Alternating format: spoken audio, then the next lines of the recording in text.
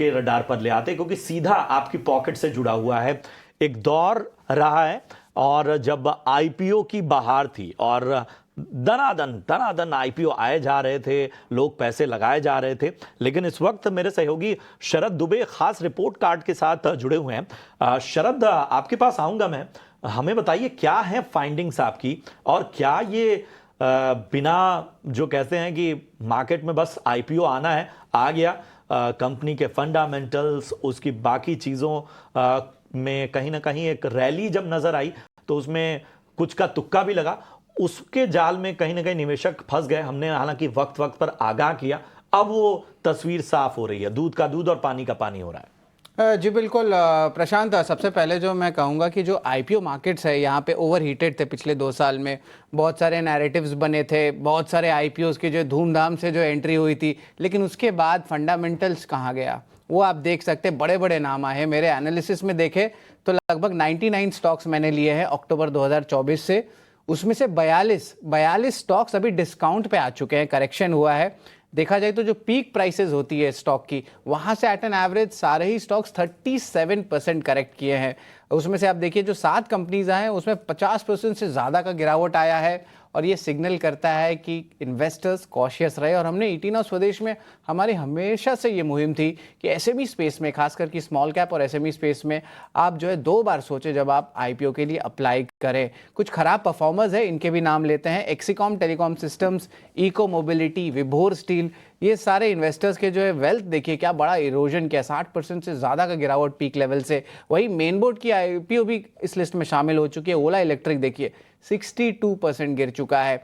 वही popular vehicles, बाजार style retail, इनमें भी गिरावट आई है 50% से ऊपर की। और कुछ छोटे नाम हैं, इनके भी नाम लूंगा मैं, Godavari bio, Carrara India, western carriers, इनमें भी देखिए तो 28 से लेके 60% तक का गिरावट आया है।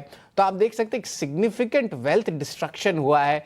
ऑफ कोर्स सब लोग बात करते हैं ईएसएम फ्रेमवर्क्स का और ये सारे इम्पैक्ट पे, लेकिन अगर फंडामेंटल्स कंपनी की नहीं है तो बाद में जो है प्राइस ज़रूर कैच करता है। और यही दिखने मिल रहा है हमारे स्क्रीन पे कि कितनी बड़ी जो है वेल्थ डिस्ट्रक्शन यहाँ पे कुछ एसएमई स्पेस में देखने मिल रही है। प्रशांत, यहाँ पर एक ये भी पूछना चाहेंगे कि जो वेल्थ इरोजन हम देख रहे हैं होती हुई, इसके पीछे मेजर रेड फ्लैग्स क्या है? क्योंकि देखिए जब भी आईपीओस आते हैं तो ऐसा नहीं है कि इसके बारे में लोग पढ़ते नहीं है, ऐसा नहीं है कि इसके बारे में पड़ताल नहीं की जाती है, एक्सपर्ट पैनल्स के साथ बैठ के चर्चा नहीं की जाती है।